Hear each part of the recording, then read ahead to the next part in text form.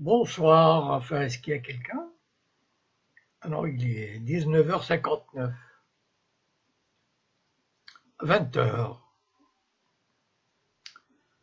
L'ordinateur. Ah, Eric Rato, c'est ça? C'est un peu loin, c'est pour ça que je m'approche. Abdelhadi Asfari.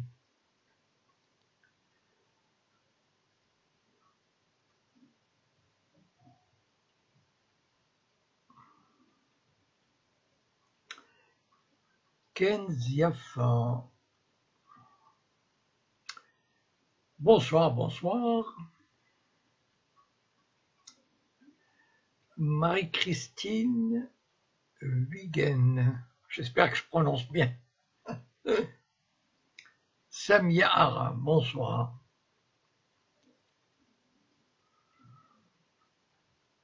Adel Hamoudi, bonsoir. Bonsoir, si Adel. Alors, que me dit Mohamed Farhad? Une crise entre Israël et Dublin à cause du drapeau palestinien sur le toit de la mairie de Dublin. Je suis pas au courant.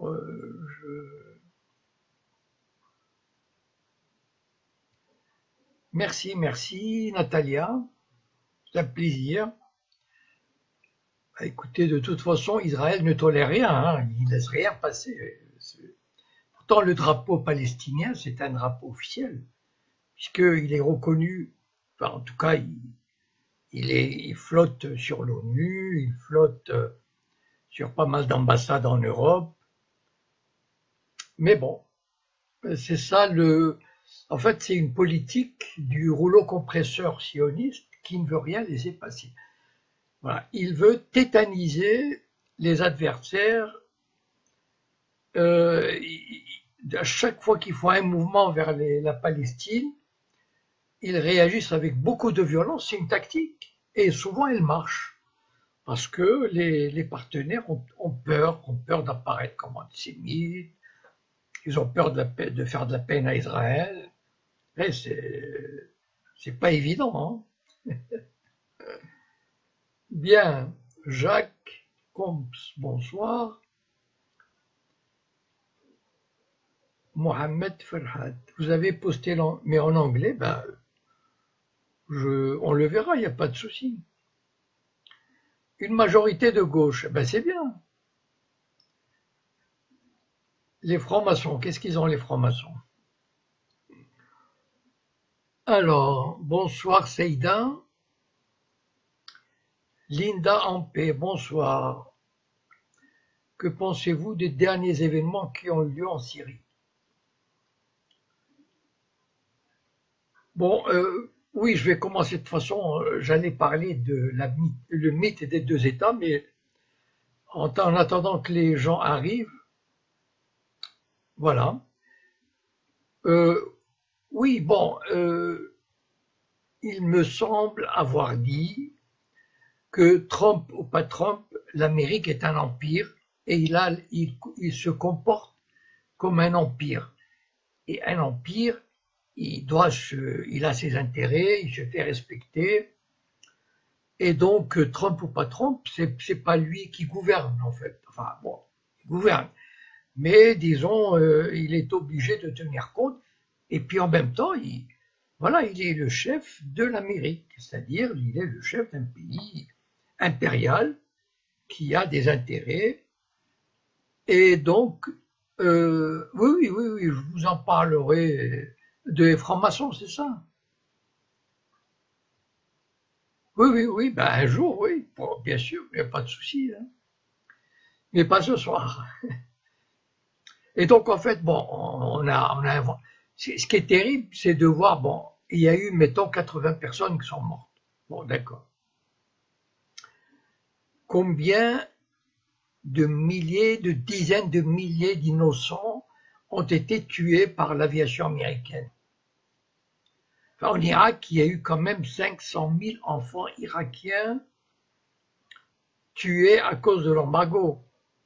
Bon, et quand on voit Netanyahou verser des larmes sur ses enfants syriens, attendez, enfin, bon. Voilà, je regrette que la Syrie ne lance pas une guerre contre Israël. Enfin, bon, mais c'est ça, voilà. C'est Israël qui fait la loi pour le moment au Moyen-Orient, Russie ou pas Russie. Non, ce qui se passe en Syrie, malheureusement, aujourd'hui, c'est Israël qui a la haute main sur tout ce qui se passe au Moyen-Orient. Voilà. Il ne faut pas se cacher, malheureusement, c'est la vérité. Et il n'y a personne, même la Russie, ne peut pas contrer Israël. Voilà. C'est pas la question d'armement, mais sur la région même, je pense que la Russie doit beaucoup respecter, disons, tenir compte des intérêts d'Israël. Vous savez, Israël fait ce qu'il veut en Syrie depuis, c'est pas seulement depuis quelques mois. Enfin, en 2007, par exemple, Israël a détruit un bâtiment important en Syrie et la Syrie n'a pas branché. Donc,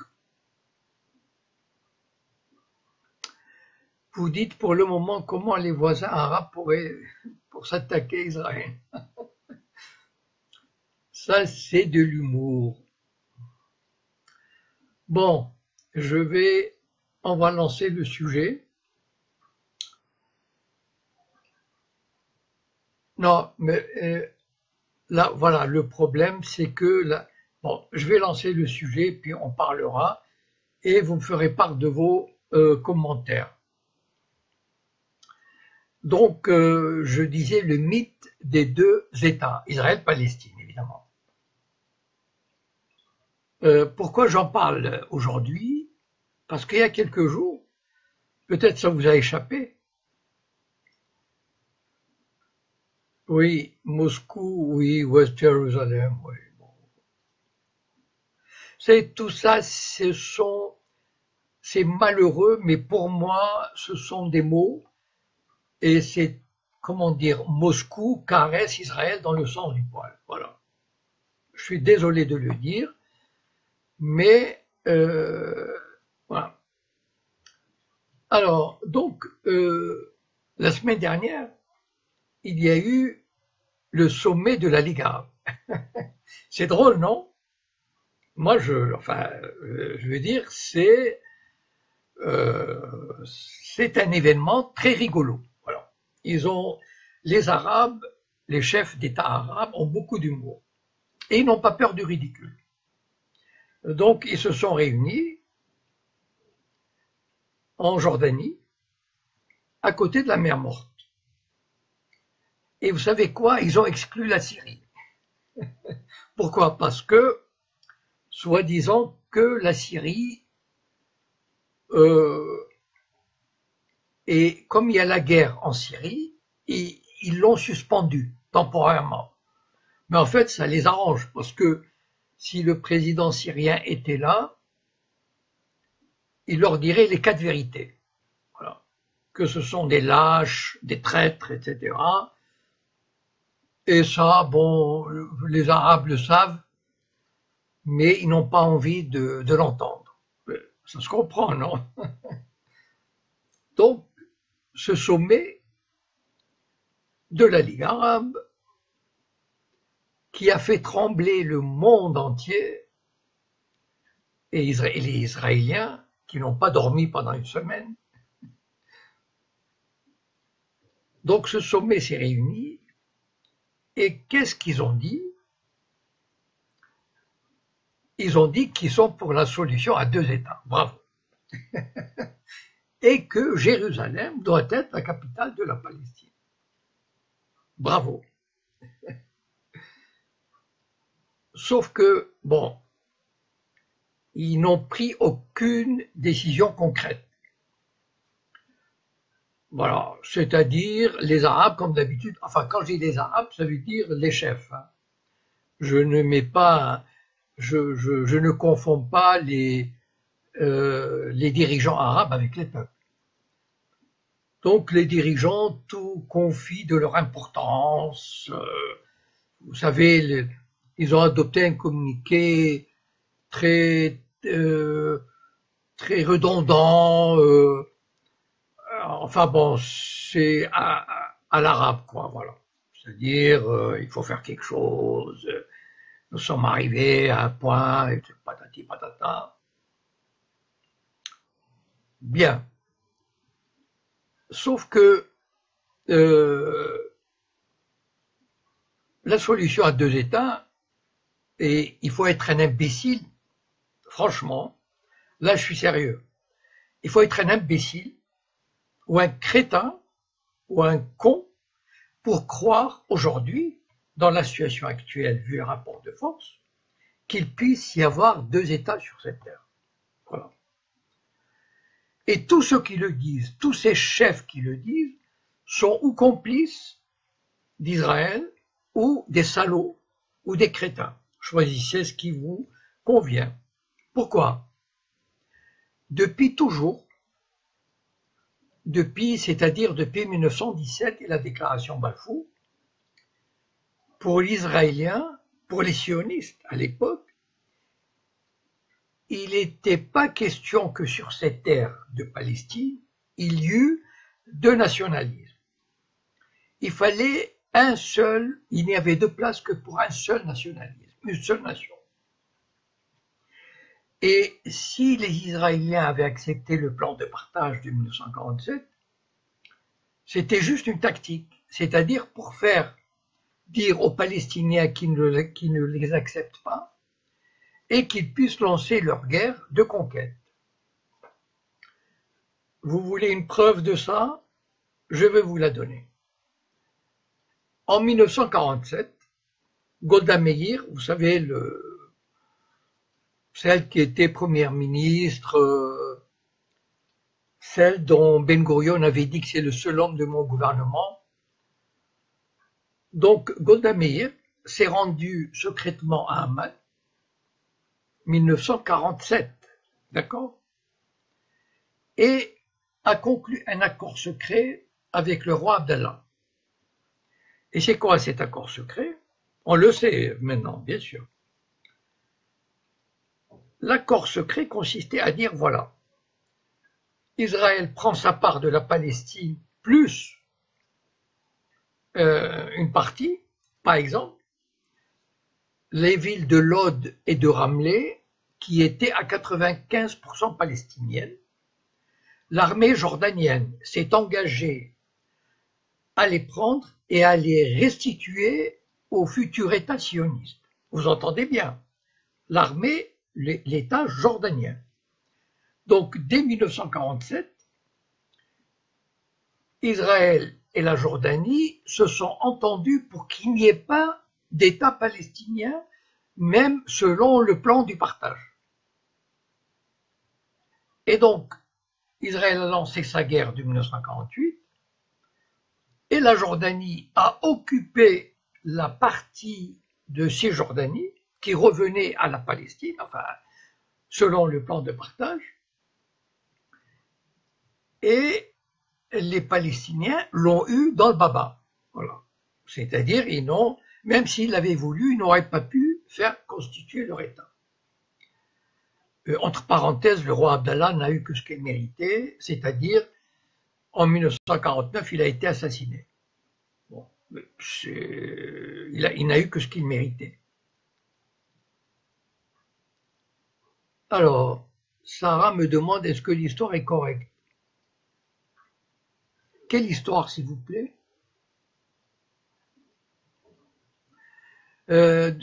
Alors, Sarah... Ah bon. Donc voilà, et encore une fois, pour les sionistes, il ne peut pas, comment dire, c'est dans la nature même du sionisme, dans la nature de leur idéologie, de leur projet, il fallait éradiquer le nationalisme palestinien. Il fallait éradiquer le peuple palestinien. Il fallait tout faire pour qu'il n'y ait même plus le nom de Palestine. Voilà. Donc il faut se mettre ça dans la tête. Pourquoi Israël a ressorti cette histoire de deux États? Enfin, de faux deux États. Parce que dans les années 80, il y a eu l'intifada. La moitié de la planète n'avait pas de relations diplomatiques avec Israël, dont la Chine, l'Inde, etc. Beaucoup de pays africains n'avaient même pas de relations diplomatiques ou avaient rompu leurs relations diplomatiques. Israël était en très mauvaise posture. Et Yitzhak Rabin, à l'époque, en 1992, il avait dit, c'est l'ambassadeur d'Israël en France, Yehuda Lankri, qui l'a dit publiquement et en privé. Et Yitzhak Rabin avait dit, on va sortir. Et Israël n'a pas voulu négocier avec les jeunes leaders de la Cisjordanie, c'est-à-dire Barghouti, etc. Ils ont sorti Arafat, qui était totalement oublié et exilé en Tunisie. Et Rabin avait dit, on va sortir Arafat de son trou et il va faire ce qu'on veut qu'il fasse. Et Arafat tout content, parce que il revenait à la lumière en disant le leader, etc. Et donc, il a passé un marché de dupes. Bon, vous savez ce que c'est un marché de dupes, où l'un se fait gruger, comme un idiot. On a fait miroiter à Arafat, la possibilité de négocier quelque chose. Et donc, Arafat a donné, juste pour obtenir le droit d'exister, il a donné cadeau 60% de la Cisjordanie qu'on appelle la zone C. Je répète, Arafat a donné cadeau 60% sous souveraineté totale israélienne, ce qu'on appelle la zone C. Ça veut dire que les constructions qui sont faites sur la zone C, en principe, on peut dire qu'elles sont légales, puisque c'est une zone qui appartient, qui est sous souveraineté israélienne totale, avec l'accord des Palestiniens. Vous savez qu'en Cisjordanie, il y a au moins 5 villes qui ont entre 35 000 et 50 000 habitants. En signant cet accord, Israël, évidemment avec la propagande, s'est présenté comme l'État qui allait faire la paix avec les Palestiniens et accorder un État. Et donc, de bonne foi ou pas, la Chine, l'Inde, beaucoup de pays ont établi des relations diplomatiques avec Israël, et Israël a continué sa colonisation. C'est-à-dire aujourd'hui, il y a à peu près 650 000 colons sur le territoire qui était la Cisjordanie. Au moment des accords d'Oslo, il y avait 150 000.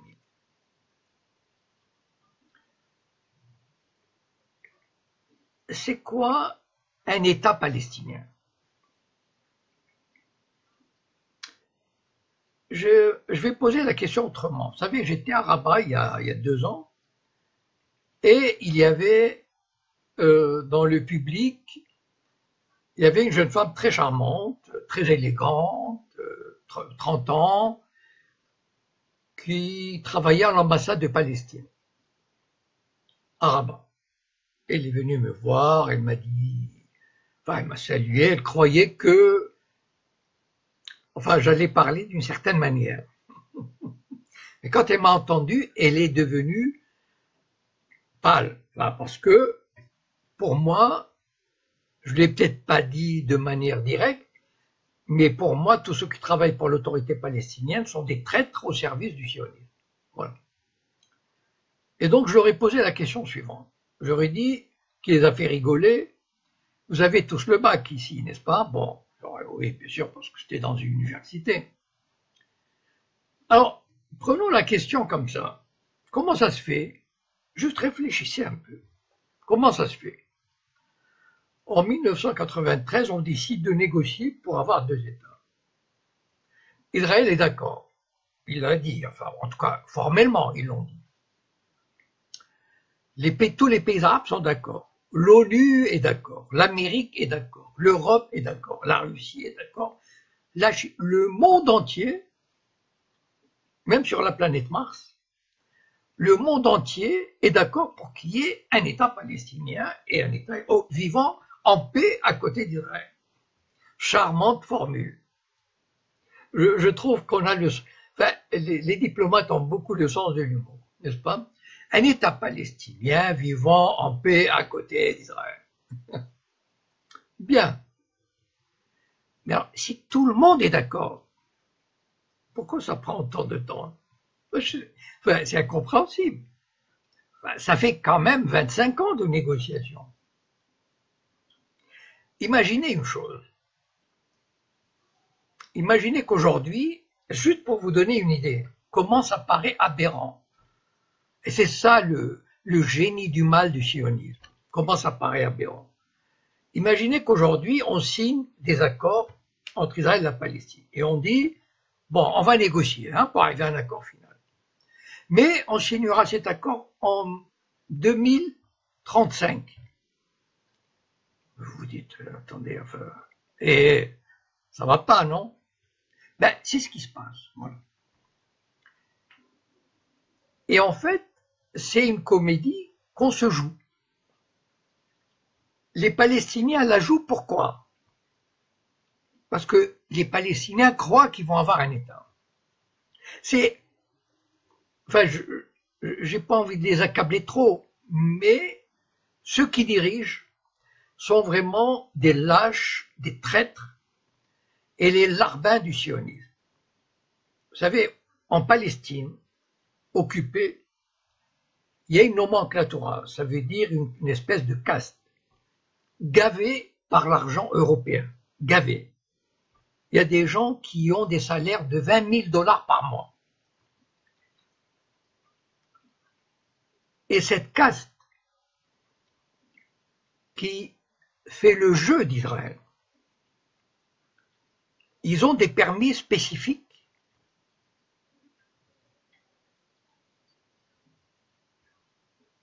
Ils ont des permis délivrés par l'autorité occupante sioniste pour ne pas passer par les barrages. Donc ces gens ont énormément de privilèges. Tout ce qu'on leur demande, c'est de dire nous voulons un État palestinien. Ils ont bien appris leur leçon par cœur. Nous voulons un État palestinien aux frontières de juin 67 avec Jérusalem-Est pour capitale. C'est fabuleux. Mais ils répètent très bien leurs leçons. Ce sont... Bon, c'est pas d'un haut niveau, mais ils répètent très bien leurs leçons. Seulement, en attendant, Israël continue sa colonisation tranquille. Déjà, pour vous dire à quel point il sera difficile, il est impossible de faire bouger les Juifs, les sionistes, de ce territoire. Je vous ai déjà dit, il y a 5 villes qui ont entre 35 000 et 50 000 habitants. Est-ce que vous imaginez les sionistes quitter une ville comme ça? Non mais attends, enfin je veux dire, il faut être cinglé. Bon. Est-ce que vous connaissez l'histoire d'Amona? Amona, voilà. Alors, vous savez, le génie sioniste, le génie du mal, mais le génie quand même, c'est qu'à côté des colonies légales, il y a des colonies illégales. Apprécier, enfin, moi je sais pas, moi c'est tellement, moi des fois je suis subjugué, j'ai envie de rire tellement c'est extraordinaire. C'est comme un conte. Donc, ces centaines de colonies illégales, ou dizaines, enfin, je sais pas, il y en avait une qui s'appelait Amona. C'est-à-dire, il y a des colons, ils trouvent une colline, en général, ils prennent des collines. Comme ça, ils entourent les villages arabes de collines. Et ils ont planté leur baraque.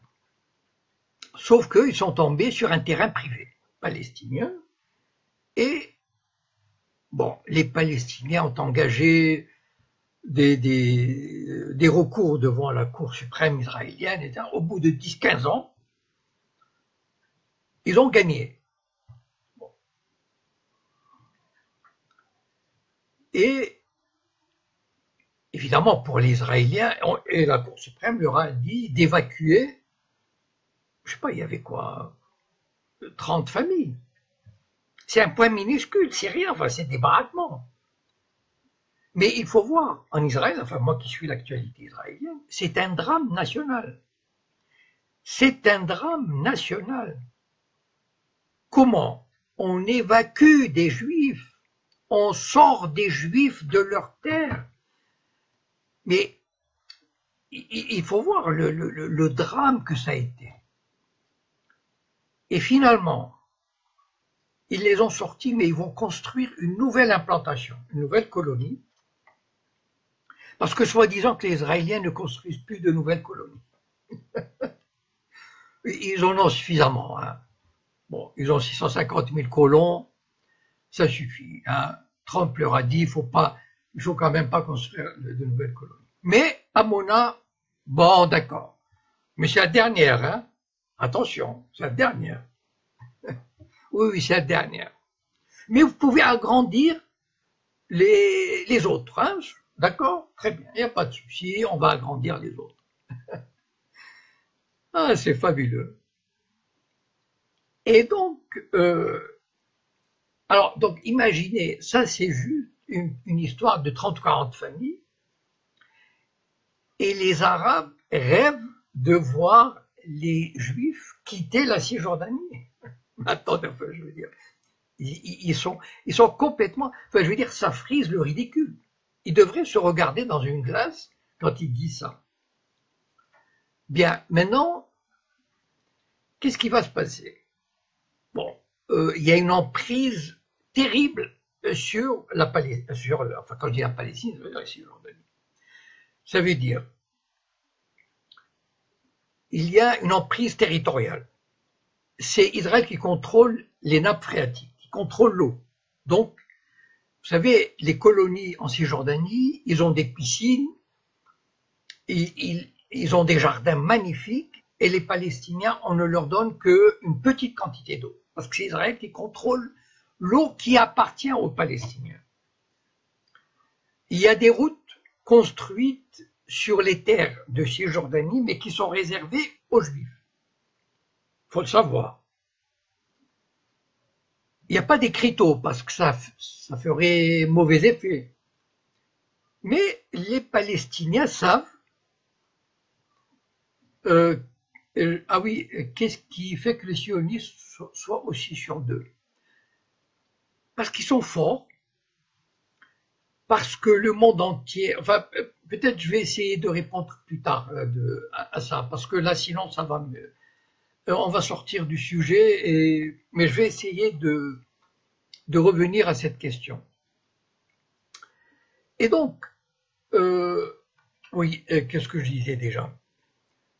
Donc en fait, la Cisjordanie est totalement encerclée par les sionistes, c'est-à-dire les Israéliens occupent la vallée du Jourdain. Imaginez la vallée du Jourdain, une bande de 5 à 10 kilomètres totalement occupée par Israël. Les Palestiniens ont été chassés de cette portion. Et donc finalement, en fait, les sionistes peuvent étrangler comme ils veulent la population palestinienne de Cisjordanie.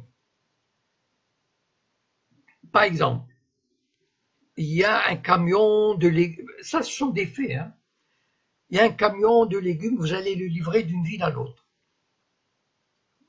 Bien, si on veut étrangler l'économie, leur montrer qui est le maître, on interdit au camion de passer le barrage pendant 5 heures, 10 heures.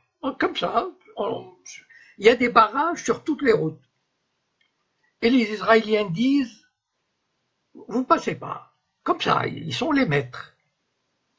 La police palestinienne ne bronche pas. Il faut savoir, il existe une police palestinienne, mais qui obéit à Tzahal, qui obéit aux sionistes. D'accord? La police palestinienne n'est pas là pour défendre les Palestiniens. Elle est là pour pourchasser les militants du Hamas. D'accord? Bien. Donc, ce sont les Israéliens, les sionistes, qui font la loi. Ils interdisent aux camions de passer. La nourriture pourrie sur place. Voilà. Donc, en fait, ils peuvent étrangler comme ils veulent, mais ils n'étranglent pas trop. Parce qu'il faut que les Palestiniens survivent, mais sous leur contrôle. Maintenant, il y a cette espèce, vous avez regardé la carte, il y a cette espèce d'étranglement de toutes les villes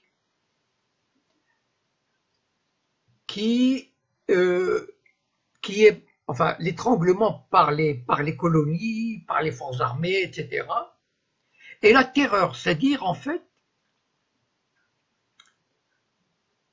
vous savez, en Cisjordanie, il y a des Juifs qui y vivent, enfin, il y a 650 000 colons, et il y a les Palestiniens. Il y a beaucoup de Palestiniens qui relèvent c'est-à-dire, qui relèvent des tribunaux israéliens. Qu'est-ce qui se passe? Les Israéliens qui vivent en Cisjordanie relèvent des tribunaux civils. Par exemple, vous faites une infraction de la route, sur une route de Cisjordanie, vous avez une contravention. Si un Palestinien fait une contravention, fait une infraction, il est passible des tribunaux militaires. Les Palestiniens ne passent pas devant des tribunaux civils. Ils passent devant des tribunaux militaires. Eh bien, les tribunaux militaires, c'est 6 mois, 1 an, enfin, il fait ce qu'il veut.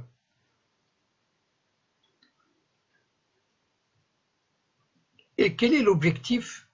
L'objectif final d'Israël, comme je l'ai dit au début, c'est d'éliminer, d'éradiquer l'idée même d'une nation palestinienne, le nationalisme palestinien. Il faut comprendre une chose, le nationalisme sioniste ne peut jamais, ne pourra jamais coexister avec un autre nationalisme. Il faut que, c'est ça qui est terrible, ça veut dire que les Arabes sont dans un tel état de soumission intellectuelle, spirituelle, idéologique, politique, qui sont même pas fichus de réaliser ça. Et quand ils le réalisent, ils ont tellement peur de dire le moindre mot de travers qu'ils répètent leurs âneries.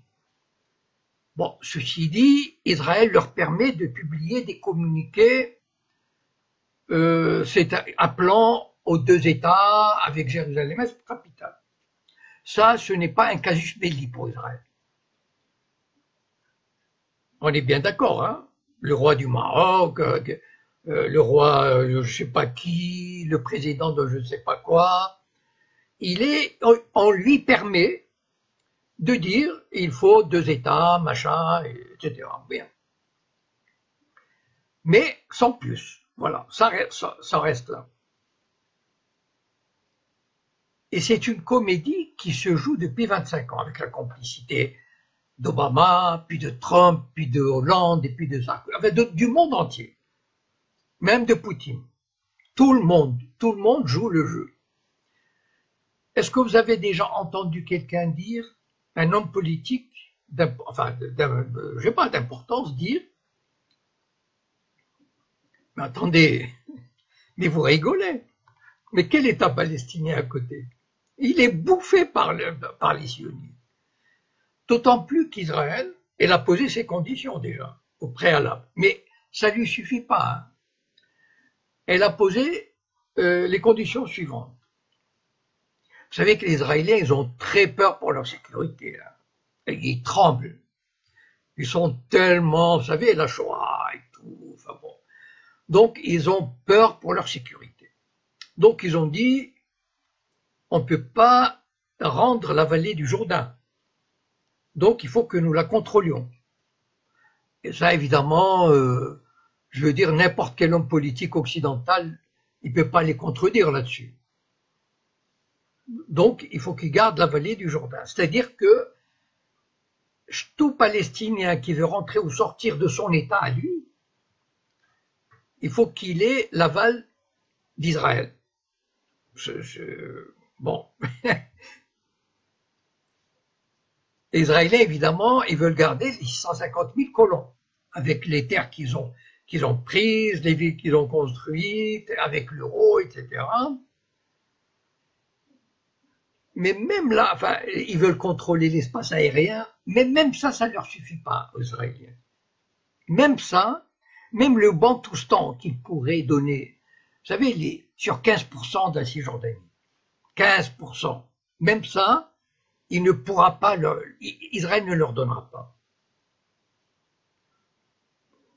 Et c'est ça qui est terrible. C'est-à-dire, je me dis, mais quand est-ce que le monde arabe ou les Palestiniens vont se réveiller et se dire, on joue plus.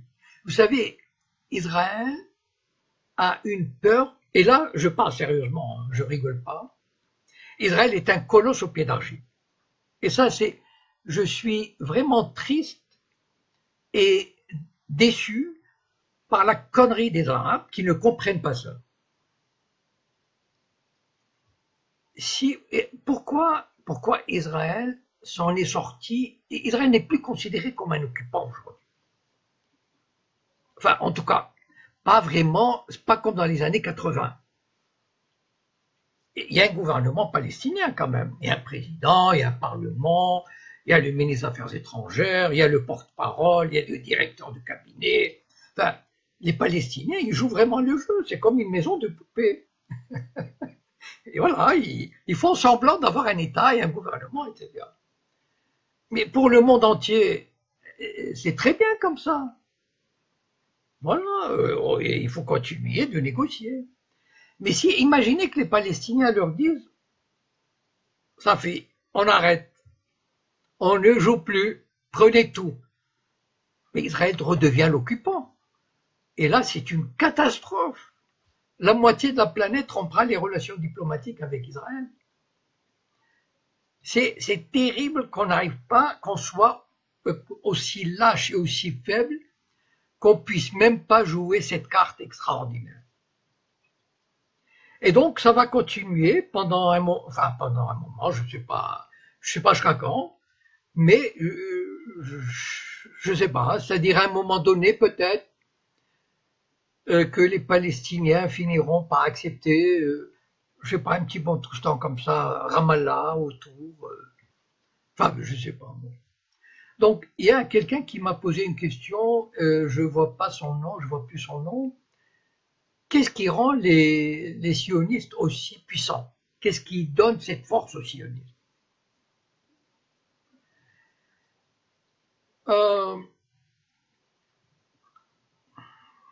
D'abord parce que, militairement parlant, ils ont gagné les guerres, enfin les guerres de 48, de 56, de 67 et de 73. Donc, militairement parlant, ils ont un ascendant extraordinaire. Bon. Après 1967, il va se passer un basculement. Vous savez que, bon, j'ai pas le temps de développer, mais vous savez que les États-Unis d'Amérique n'a jamais été l'allié d'Israël jusqu'en 1973. Contrairement à ce qu'on pense, les États-Unis étaient très, très distants par rapport à Israël jusqu'en 1967. Vraiment. Même que Kennedy, il voulait, comment dire, Et ils demandaient comment obliger Israël à se débarrasser de la bombe nucléaire, et ils voulaient obliger Israël à avoir des contrôleurs de leur centrale nucléaire. Peut-être pour ça aussi qu'on a aidé à son assassinat. Mais Israël, après 67, le monde les États-Unis, l'Europe, etc., ont découvert à quel point Israël est devenu une carte maîtresse dans la région. Si le monde arabe s'est tenu à carreau par rapport à l'Occident, avec son pétrole, avec ses moyens de communication, le monde arabe était en pleine ébullition révolutionnaire dans les années 50 et 60. Qui a cassé cette dynamique? Qui a cassé Gamal Abdel Nasser? Qui a brisé le nationalisme syrien, le nationalisme égyptien? C'est Israël. Et donc Israël s'est imposé comme un élément essentiel pour l'Occident. Et il ne faut pas oublier qu'à cette époque-là aussi, Israël a développé son réseau des Sayanim, c'est-à-dire ces dizaines de milliers de juifs sionistes qui travaillent pour Israël, dans le monde de l'économie, de la politique, des médias, du cinéma, de la publicité, et donc qui poussent dans chaque pays où il y a ces communautés juives, qui travaillent pour le Mossad, qui travaillent pour Israël. Et puis, Israël a développé une industrie militaire absolument, enfin, de premier plan. Vous savez que aujourd'hui, rien qu'il y a 2 jours, j'ai entendu sur une radio juive, Israël a signé un contrat d'armement avec l'Inde de 2 milliards de dollars. Vous imaginez ce petit pays qui vend 2 milliards de dollars à l'Inde, mais évidemment du matériel ultra sophistiqué. Donc Israël est un acteur majeur dans la région du Moyen-Orient, du Proche-Orient, de l'Afrique orientale. Il a des services de renseignement absolument efficaces. Et comment dire, il est devenu quasiment un élément pour l'Empire, un élément incontournable. Et donc, on lui passe ces petits désagréments. Par exemple, quand il y a eu, mettons, quand Netanyahou avait annoncé la construction de 6000 logements en Cisjordanie, le gouvernement français, enfin Jean-Marc Ayrault, c'est comment dire, c'est un clown. Donc le clown Jean-Marc Ayrault avait dit « Ah, c'est pas bien ça, c'est pas bien. Nous déplorons, bravo Chiraz, merci, c'est pas bien. » Mais il est incapable de faire quoi que ce soit d'autre. Voilà. C'est-à-dire quand la Russie récupère, après un référendum, la Crimée, là c'est les sanctions, etc. Bon. Quand la Syrie, enfin en tout cas soi-disant lui impute quelques dizaines de morts par gaz, là c'est le concert, etc. Par contre, quand Israël assassine 1500 ou 2000 civils à Gaza avec du phosphore blanc et tout, là on ferme sa gueule. C'est-à-dire, en fait, il faut savoir une chose, dans les relations internationales, il n'y a pas de morale. Voilà. C'est terrible à dire, mais il n'y a pas de morale. Voilà. Il faut assimiler cette idée. Il n'y a malheureusement, que des intérêts. Et donc, on invoque le droit international uniquement quand ça nous arrange. Mais en fait, le droit international, on peut tout faire avec, sauf, enfin bon, vous voyez un peu l'image. Le droit international, c'est de la connerie, c'est de la rigolade. Pourquoi? Parce qu'il n'y a aucun organisme, dans un État souverain comme la France par exemple, il y a un droit, parce qu'il est appliqué par une juridiction indépendante qui force, mais au niveau international. Si on juge ce qu'ont fait les États-Unis depuis une cinquantaine d'années, enfin bon, il faudrait 10 cours pénales internationales pour juger ce qu'ont fait les Américains. Enfin, c'est ridicule. Donc, il n'y a pas de morale, il n'y a pas de droit international. Il n'y a que des rapports de force. Il n'y a que des intérêts. Il faut partir de cette idée-là, voilà. Et Israël joue, occupe une place essentielle dans ce jeu. Même la Russie, aussi puissante soit-elle, au Moyen-Orient, est obligée de tenir compte des intérêts d'Israël.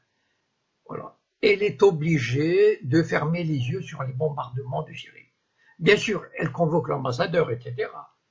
Mais elle sait qu'il y a des choses qu'elle ne peut pas faire. Voilà. Combien, vous savez, la Russie avait vendu des missiles S-300 à l'Iran. Mais l'Iran les avait payés, mais Israël avait dit, il ne faut pas les lui donner. Mais la Russie ne les avait pas donnés pendant 10 ou 15 ans. Mais qu'est-ce que vous croyez? Je crois qu'ils les ont livrés il n'y a pas longtemps, et encore, je ne suis pas sûr. Donc, il y a un jeu, Israël est un acteur majeur dont il faut tenir compte. Et c'est un acteur qui est d'un cynisme absolu, et qui a du savoir-faire, et qui a un service de renseignement, qui a tout pour être respecté et craint. Et je rappelle que Israël possède 5 à 6 sous-marins avec des dizaines, sinon des centaines de bombes nucléaires qui se baladent en Méditerranée et en mer Rouge. Voilà. Bon. À bon entendeur, salut. Donc, j'ai l'impression que l'image bouge d'une manière un peu bizarre, mais bon. Donc, voilà, c'est ce qui explique comment dire, la puissance d'Israël et son arrogance. Et Israël devient de plus en plus arrogant.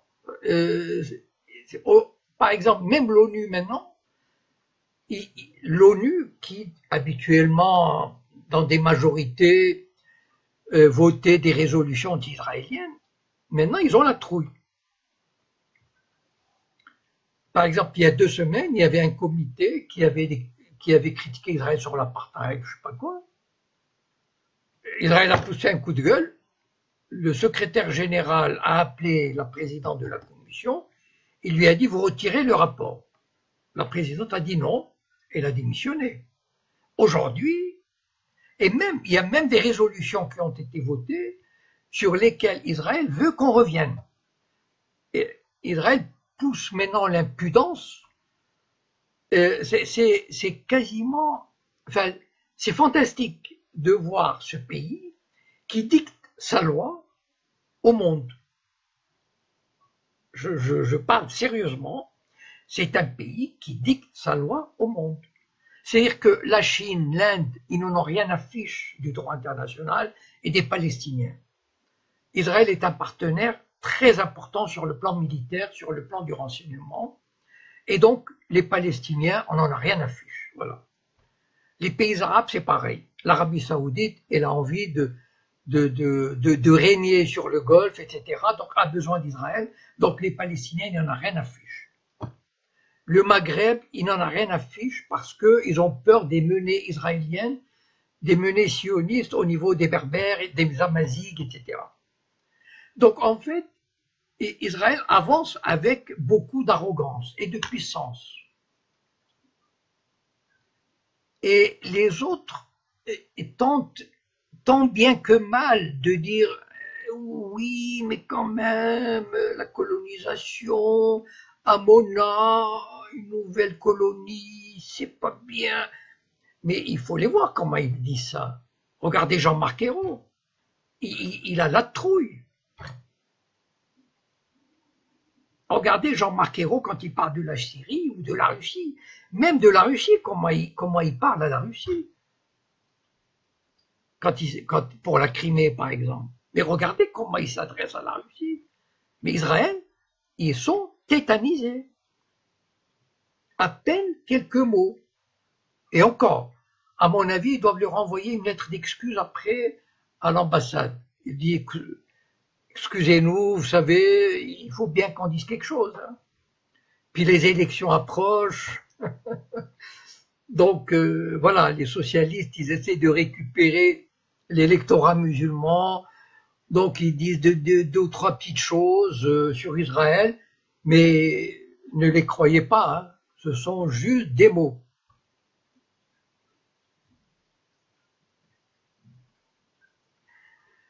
Ahmed Tribak, je suis d'accord avec vous.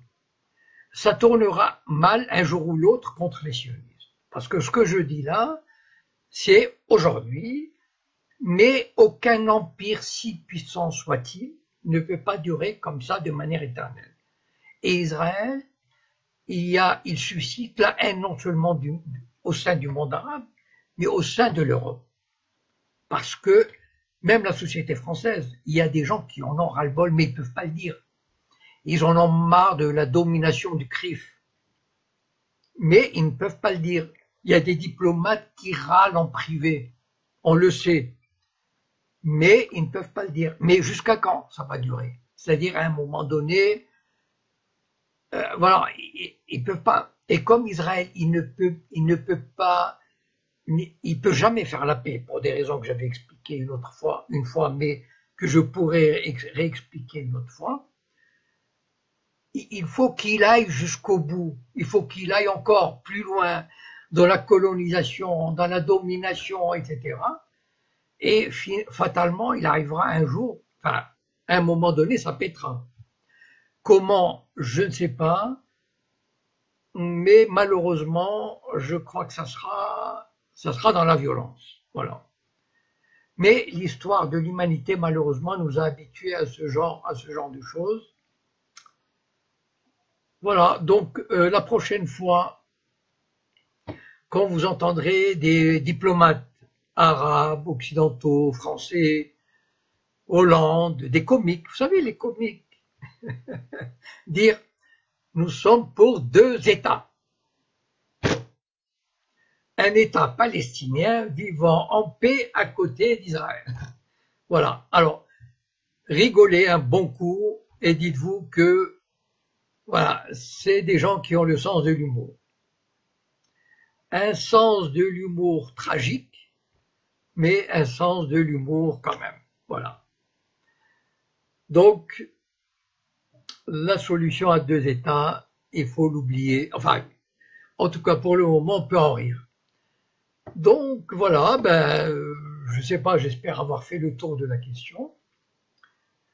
Je vous donne rendez-vous à une autre fois. Voilà. Oui, la Hogra ne dure jamais, effectivement. Donc voilà, je vous souhaite une bonne soirée, puis à la prochaine. Et puis, il faut toujours espérer quand même. Voilà. Bonsoir.